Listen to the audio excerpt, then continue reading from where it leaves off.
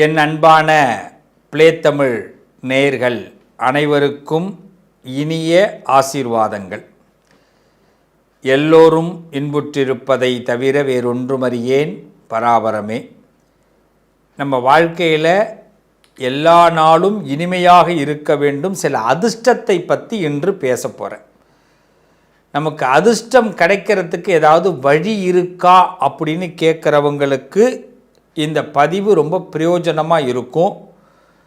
இந்த காலம், இன்றைக்கி இருக்கிற காலம் நமக்கு சப்போர்ட்டிங்காக இருக்குமா இருக்காதா அப்படின்னு நினைக்கிறவங்களுக்கு இந்த பதிவு ஒரு பிரயோஜனமாக இருக்கும். நான் ரொம்ப சிம்பிளாக ஒரு விஷயம் எல்லாருக்குமே சொல்லுவேன், என் பிள்ளைகள் எல்லாருக்குமே. நம்ம ஏதாவது ஒரு செயல் செய்கிறோம்னா ஒரு நல்ல குருவுடைய ஆலோசனையோடு செஞ்சோம்னா அந்த செயல் வெற்றி பெறும். நிறைய பேர் இன்றைக்கி எல்லாத்துலேயும் தோற்று போகிறோம். இன்றைக்கி பல பேருடைய வருத்தமே என்னென்னா தோற்று போகிறது தான். தொழிலில் தோற்று போகிறோம், மனுஷங்களுடைய அன்பை சம்பாதிக்க முடியாமல் தோற்று போகிறோம், குடும்ப உறுப்பினர்களுடைய வெறுப்பை சம்பாதிக்கிறோம்,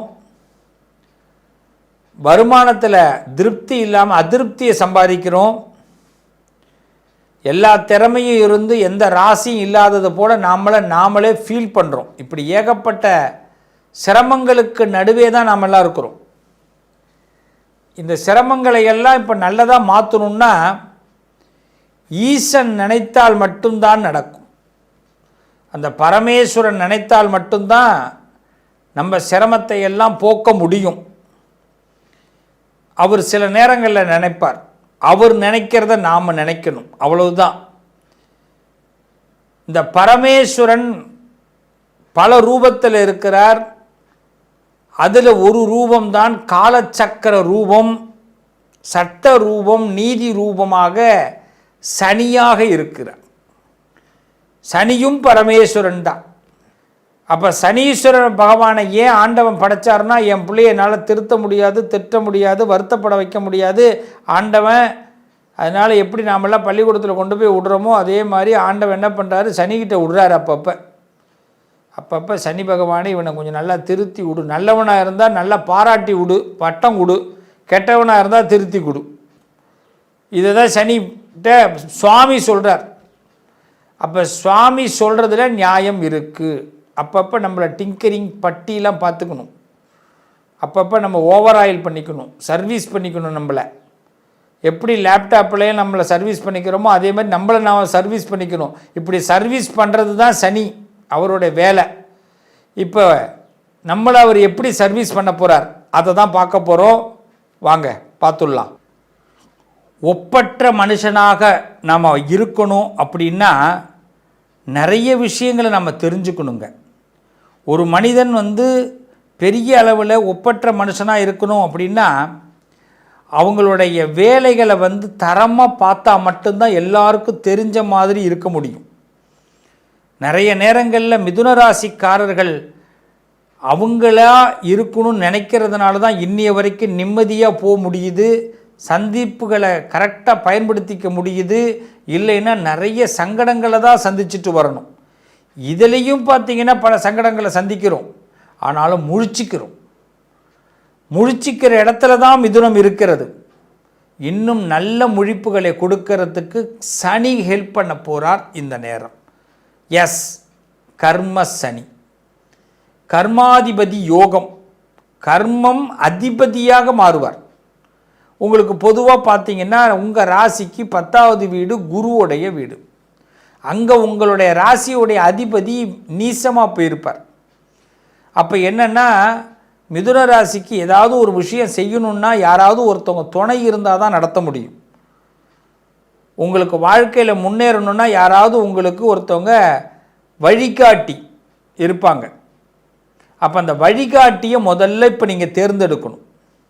நான் இவரை போல் இருக்க போகிறேன், நான் இவரை மாதிரி வரப்போகிறேன், நான் இவங்கள மாதிரி வரப்போகிறேன், இவங்கள மாதிரி நிர்வாகம் பண்ண போகிறேன், இவங்கள மாதிரி சம்பாதிக்க போகிறேன், ஏதோ ஒன்று. இதில் இப்போ எல்லோரும் சொல்லுவாங்க, ஏன் நம்ம மாதிரி தானே இருக்கணும், ஏன் நம்ம மற்றவங்கள மாதிரி இருக்கணும், இப்படிலாம் பல கதை சொல்லுவான். இதை மிதுன ராசி நம்பக்கூடாது. நமக்கு கர்மாதிபதி கர்மம் நமக்கு நல்லதாக இருக்கணும் அப்படின்னா 10க்குரியவன் குரு. அந்த குரு பகவான் உங்கள் ராசிக்கு 7ல் இருப்பார், 7ஆம் இடத்த இருப்பார். உங்கள் ராசியை டைரெக்டாக பார்ப்பார். இந்த 10க்குரியவர் என்ன பண்ணுறார், உங்கள் ராசியை பார்க்குறார் 7வது வீட்டிலேருந்து. அப்போ என்னென்னா, யாராவது ஒரு பெரிய மனுஷங்களோ குருமார்களோ உங்களுக்கு உதவி செய்ய காத்திருப்பாங்க. அதை நம்ம உதாசீனப்படுத்தக்கூடாது. மிதுன ராசி இந்த நேரத்தில் இந்த உதாசீனம் தேவையில்லாமல் இந்த சனி அப்படிப்பட்ட மனிதர்களை காட்டி கொடுப்பார். அதனால் உங்களுக்கு பதவி கிடைக்கும். எல்லாரும் பயமுறுத்துவாங்க, மிதுன ராசிக்காரர்களே நீங்கள் பதவி போடும். அதெல்லாம் கிடையாது. நம்ம ஏதாவது ஒரு பதவியில் இருக்க தான் செய்வோம். இறந்து போனால் கூட என்ன சொல்கிறோம், சிவலோக பதவி அடைந்தார், விஷ்ணுலோக பதவி அடைந்தார், அப்படி தானே சொல்கிறா. மனுஷனுக்கு பதவி இல்லாமல் இருக்க முடியுமா? ஒரு பையன் ஒரு அம்மாவுக்கு பையனாக இருப்பான், அது ஒரு பதவி, மகன் அப்படின்னு பதவி. கல்யாணம் பண்ணிப்பான், கணவன் அப்படின்னு பதவி. பொண்ணாக இருந்தால் மகள் பதவி, பொண்டாட்டி ஆன பிறகு பொண்டாட்டிங்கிற பதவி. அப்புறமா பிள்ளைங்களுக்கு அம்மாவாக பதவி, அப்பாவாக பதவி, தாத்தாவாக பதவி இருந்துக்கிட்டே இருக்குது. எல்லா பதவியிலும் பலம் இருக்கணும். இப்போ சனி என்ன பண்ணுறார், 10வது வீட்டுக்கு வரார். பதவினா நம்ம எல்லோரும் பண்ணுற ஒரே ஒரு விஷயம் சம்பாதிக்கிறது. சம்பாதிக்கிறது நல்லா இருக்கணும்னா நம்ம வீட்டில் நல்லா இருந்தால் தான் சம்பாதிப்பு நல்லா இருக்கும். இது எத்தனை பேர், ஒரு அருமையான நண்பர், ஒரு நகைக்கடை அதிபர் ஒரு பேசியிருக்கார், ஒரு இடத்துல பேசியிருக்கார், ஒரு நகைக்கடை அதிபர் பேசியிருக்கார், ஒரு நண்பர். அந்த பேச்சை நான் கேட்க வேண்டிய ஒரு காலகட்டம் வந்தது. கேட்டேன், ரொம்ப மெய் சிலிர்த்து போணுது. அவர் சொன்ன ஒரே ஒரு வார்த்தை, நான் என் வீட்டுக்குள்ளே போகும்போது என் வீடு சந்தோஷமாக இருக்கும், வீட்டில் இருக்கிற நபர்கள் சந்தோஷமாக இருப்பாங்க, அவங்க நல்ல கணக்கு போடுவாங்க, நல்ல வீட்டை தூய்மையாக வச்சுருப்பாங்க, அது மட்டும் இல்லாமல் நல்ல மனுஷங்களாக நல்ல கணக்கு போடுவாங்க, நல்ல சிந்தனைகளோடு இருக்கிறாங்க, அதுதான் என் வளர்ச்சின்னு சொன்னார் பாருங்க. சத்தியமான வாக்கு. அந்த நகைக்கடை அதிபருக்கு நான் இப்போ இந்த நேரத்தில் பாராட்டு தெரிவிக்கிறேன். இதுதான் பெரிய விஷயம். இது ஒரு மேடையில் பள்ளிக்கூட பிள்ளைகளுக்கு முன்னாடி பேசுகிறார். எவ்வளோ பெரிய சந்தோஷம். அப்போது ஒரு வீட்டுக்குள்ளே போகும்போது வீடு நமக்கு பிடிச்ச மாதிரி இருந்ததுன்னா ஒரு மனிதனுக்கு அங்கேயே வாழ்க்கை ஆரம்பங்க இல்லையா? அப்போ மிதுன ராசி இப்போ பதவினா என்ன நினச்சிக்கிட்டு இருக்கோம், நம்ம வகிக்கக்கூடிய பதவியில் எல்லாரும் ஒரு பதவியில் இருக்கிறோம். அப்போ இருக்கிற இடத்த சந்தோஷமாக்கணும், இருக்கிற இடத்த பிடிச்ச மாதிரி ஆக்கணும், இருக்கிற இடத்த நமக்கு தெரிஞ்ச மாதிரி ஆக்கணும். இப்போ மிதுன ராசிக்கு சவால் தான், நான் இல்லைன்னு சொல்லலை. ஆனால் நமக்கு நடக்கிற ஒரு தவறை யாரோ ஒருத்தவங்கன்னு காட்டி சும்மா இருக்கிறத விட நம்மளே அதுக்கு காரணமாக இருக்கிறோமேனு ஒரு விதத்தில் நினச்சிட்டா நம்ம அந்த தவறை உடனடியாக மாற்றிக்கொள்ள முடியும். ஆக மிதுன ராசிக்கு இது பதவி, கர்மஸ்தானம், கர்ம சனி. ஸோ பதவி கிடைக்க போகுது. கல்யாணம் ஆகாமல் இருக்கீங்களா, கணவன் மனைவிங்கிற பதவி கிடைக்க போகுது. குழந்தை இல்லாமல் இருக்கீங்களா, உங்களுக்கு பெற்றோருங்கிற பதவி கிடைக்க போகுது. பதவியில் இருக்கிற சூட்சமம் தெரிய போகிறது. பிஸ்னஸில் டவுனாக இருக்கீங்களா, அந்த பிஸ்னஸ் நல்ல வேகமாகி நல்ல முதலாளிங்கிற பதவி கிடைக்க போகுது. ஏன் பிஸ்னஸ் நல்லா வருதுன்னா முதலாளி நல்ல முதலாளியாக இருப்பார். ஒரு இடத்துல ஒரு பெரிய கடை, அந்த கடையில் வேலை பார்க்குறவங்க எல்லாம் அந்த முதலாளியை பார்த்து என் முதலாளி நல்லா இருக்கணும்னு வேணா மட்டும்தான் அந்த முதலாளி நல்லா இருக்க முடியும். அங்கே வேலை பார்க்குறவங்க எத்தனை பேர் அதுமாரி வேண்டுவான்னு நினைக்கிறீங்க? சம்பளத்தை கொடுக்க மாட்டேங்கிறான், வேலையை அதிகமாக வாங்குகிறான், நிற்க வைக்கிறான், இவெல்லாம் மனுஷனா, எரிஞ்சு உழுவுறான். எத்தனை பேர் திட்டுவான்? வாடிக்கையாளர்கள் ஒரு பக்கம் திட்டுவாங்க, வேலை பார்க்குறவங்க ஒரு பக்கம் திட்டுவான், வீட்டில் உள்ளவங்க ஒரு பக்கம் திட்டுவாங்க. இதையெல்லாம் தாண்டி இந்த ஆள் வேலை பார்க்கணும், இந்த அம்மா வேலை பார்க்கணும். எங்கே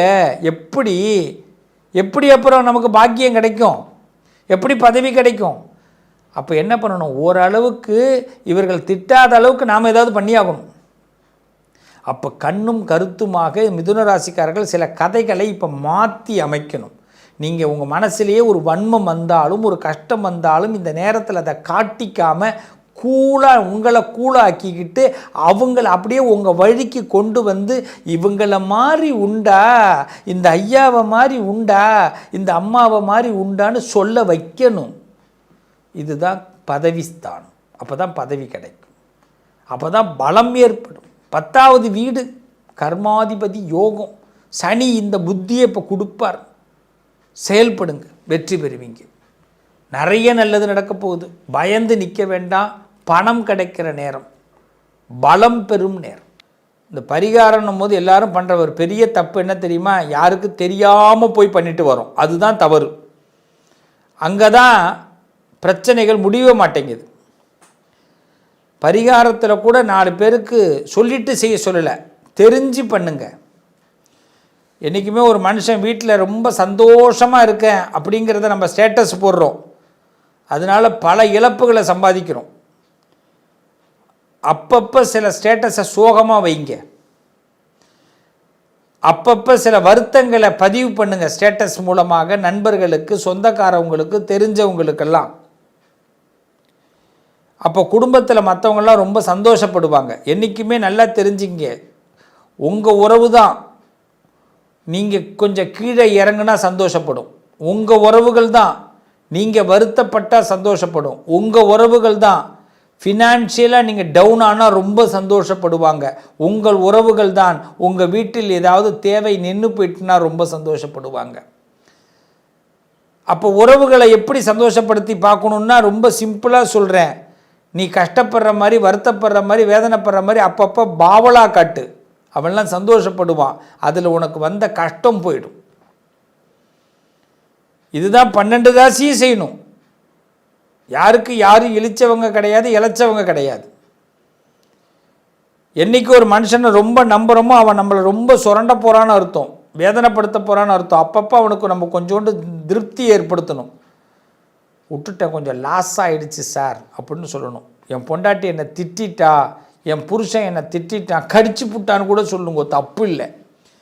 என் ஃப்ரெண்டு என்னை ஏமாற்றிட்டான், என்ன பண்ண, என்னடா சோகமாக இருக்கேன்னு எவனாவது வாரம் ஒரு தடவை உங்களை கேட்கணும். என்னடா வருத்தமாக இருக்கேன்னு கேட்கணும். ஏன் சார் இப்படி ஆயிட்டீங்கன்னு கேட்கணும். ஏன் சார் உங்களை ஏம்மா இப்படி டல்லாக இருக்கிறே அப்படின்னு கேட்கணும். ஏம்மா பொலிவிழந்து போயிட்டேன்னு கேட்கணும். இப்படி கேட்க தூண்டுங்க. என்னடா இப்படிலாம் பேசுகிறேன்னு நினைக்கிறீங்களா? அவங்களுக்கு ஒரு சந்தோஷம், நமக்கு அதில் ஒரு ஆனந்தம். அவன் சந்தோஷமானாதான் நம்மளாம் நிம்மதியாக இருக்கலாம். இல்லைன்னா நம்ம சந்தோஷமாக இருக்கிறத பார்த்து பார்த்து வயிறெறிஞ்சி அவங்களாம் நம்மளை இன்னும் வீழ்த்த பார்க்குறாங்க. கடவுளே கொடுக்க நினச்சாலும் உறவுக்காரனும் தெரிஞ்சவனும் அறிஞ்சவனும் வாழ விடமாட்டேங்கிறான். கடனில் தாங்க சார் 1 பவுன் நகை வாங்க வேண்டியதாக இருக்குது. ஆனால் நகையை போட்டுட்டு போனோம்னா ஜொலிக்கிறா பாரு அப்படிங்கிறான். எவ்வளோ வருத்தம் இருக்குது. பிள்ளைகளை ஒரு இடத்துக்கு ஆளாக்கி தேலாக்கி நல்லா வரணும், நான் பெற்றவங்க எவ்வளோ கஷ்டப்படுறோம். எந்த பிள்ளையாவது திரும்பி பார்த்து ரொம்ப தேங்க்ஸ்மா அப்பா, ரொம்ப தேங்க்ஸ்ப்பா அப்படின்னு சொல்லியிருக்கா? இன்னொரு அப்பா அம்மாட்ட சொல்லுவாங்க, எங்கள் அப்பா அம்மாலாம் அந்த அளவுக்கு ஒன்றும் செய்கிறதே கிடையாது, உங்களை மாதிரி எங்கள் அப்பா அம்மா கிடையாது. இவன் போய் அவன்கிட்ட சொல்லுவான், அவன் பிள்ளை இன்னொருத்தன்ட்ட போய் சொல்லுவான். பெத்த பிள்ளைங்க கூட திருப்தி அடைய மாட்டேங்குது. உலகம் அப்படிப்பட்ட உலகத்தில் இருக்கிறோம். அப்போ கடவுள் சில சூத்திரங்களை, எதுக்கு இதிகாசங்கள் புராணங்கள்லாம் படிக்கிறோம்? மனுஷனுடைய மனசை தெரிஞ்சுக்கிறதுக்கு தான். இதை பட்டு தெரிஞ்சிக்க கூடாதுன்னா படித்து தெரிஞ்சுக்கன்னா. பெரியவர்கள்லாம் எதுக்கு இதெல்லாம் எழுதி வச்சான்னா, நீ கஷ்டப்படாதரா, பட்டு தெரிஞ்சிக்க கூடாதரா, எல்லாத்தையும் எவ்வளோ பட்டினா அதில் கஷ்டமாக வருது, உன்னால் தாங்க முடியல, படித்து தெரிஞ்சுக்கோ அப்படின்னா. நம்ம என்ன பண்ணுறோம்? படிக்கவும் மாட்டேங்கிறோம், பட்டு தான் தெரிஞ்சுக்கிறோம். அதனால் இந்த சனிப்பெயர்ச்சியில், இந்த சனிப்பெயர்ச்சி உங்களுக்கு சங்கடத்தை கொடுக்க மாட்டார். முதல்ல அதை நம்புங்க. சங்கடம்ங்கிறது நம்ம பக்கத்தில் இருக்கிற சங்கடத்தினால தான். எல்லாம் சங்கடம், உறவு தான் சங்கடம். அது எந்த உறவு வேணாலும் நீங்கள் வச்சுக்கிங்க, அதுதான் சங்கடம். யார் மேலே அதிகமாக நம்பிக்கை வைக்கிறீங்களோ அது சங்கடம். யார் மேலே அதிகமாக பணத்தை கட்டுறீங்களோ அது சங்கடம். இனிமேல் சங்கடத்தெல்லாம் பார்த்து சமாளிங்க. ரொம்ப சிம்பிளாக சொல்கிறேன், எல்லோரும் பிள்ளையாரை கும்பிடுங்க. காலையில் 5 முறை குட்டிக்குங்க, முட்டிக்காதீங்க. குட்டிக்கலைன்னா முட்டிக்கணும். 5 டைம்ஸ் இப்படி குட்டிக்கிட்டிங்கன்னா புத்தி நல்லா வேலை செய்யும், பிரெயின் நல்லா ஆக்டிவ் ஆகும். குட்டிக்க மறந்துட்டோம்னா செவுத்தில் போய் முட்டிக்க வேண்டியதான். தப்பு பண்ணிட்டேனே. பிராணாயாமம் பண்ணணும். மூக்கை நல்லா அப்படி மூச்சை இழுத்து விடணும் 5 டைம்ஸ். அப்போ தான் உள்ளே இருக்கக்கூடிய சுவாசங்கள்லாம் நமக்கு நல்லா சீராக வேலை செய்ய ஆரம்பிக்கும். இது சீராக வேலை செய்யலைன்னா நாம் சிறப்பாக வேலை செய்ய முடியாது, டென்ஷன் ஆகிடுவோம். தோப்புக்கரணம் போடணும். காலையில் பிள்ளையார் கோயிலில் தான் போய் போடணும், இல்லை வீட்டிலே போடலாம். நல்லா மண்டிட்டு போடணும். முடியாதவங்க அட்லீஸ்ட் பாவனையாவது தோப்புக்கரணம் போடணும். 2 காது இப்படி மாறுது. அப்போ தான் ஞாபக சக்தி வளரும். நம்ம நிறைய மறந்துடுறோம். நல்லதை மறக்கிறோமோ இல்லையோ கெட்டதை மறக்கக்கூடாது. சில பேர் பண்ண கெட்டதை தான் ஞாபகம் வச்சுக்கணும். சில பேரோட குணத்தை மறந்துடக்கூடாது. நம்ம பண்ணுற பெரிய தப்பே அவன் பண்ண தப்பை மறந்துட்டு அவன் குணத்தை மறந்துட்டு அவனோடையே நம்ம பாராட்டுவோம், பழகுவோம், திருப்பி நம்மளை ஏமாற்றுவான். திருப்பி பாராட்டுவோம், பழகுவோம், திருப்பி ஏமாற்றுவான். ஞாபகம் வச்சுக்கணும் டெய்லி. இதுக்கு தான் காலையில் பிள்ளையாரை கும்பிட்டது. இதுமாரி இப்படி தான் நினச்சி கும்பிடணும் பிள்ளையாரை, ரைட்டா? அவரை புத்திசாலித்தனத்தை கொடுக்குறார். பிரத்யேகமாக நம்மளை அறிவு புரட்சி பண்ண வைக்கிறார். அதான் பிள்ளையார். சனிக்கிழமை ஆஞ்சநேயர் கோயிலுக்கு போயிடணும். இனிமேல் எல்லாரும் ஆஞ்சநேயரை போய் அர்ச்சனை பண்ணணும். ஆஞ்சநேயர்கிட்ட எனக்கு புத்தி கொடு, சக்தி கொடு, தைரியத்தை கொடு. எல்லா பையிலையும் ஏமாத்துறான். எல்லாருடைய வாழ்க்கையிலுமே ஒன்று நல்லா தெரிஞ்சுங்கோ, உங்களோட மைனஸ் என்னன்னு தெரிஞ்சுட்டு உங்களை ஏமாத்துறான். இதுதான் உலகம். அதனால ஆஞ்சநேயரை கும்பிடுங்கோ. இந்த சனி பெயர்ச்சி சகல நன்மையும் கொடுக்கும். நம்பி இருங்கோ, நல்லது நடக்கும். மீண்டும் உங்களை சந்திப்போம். வாழ்த்துக்கள்.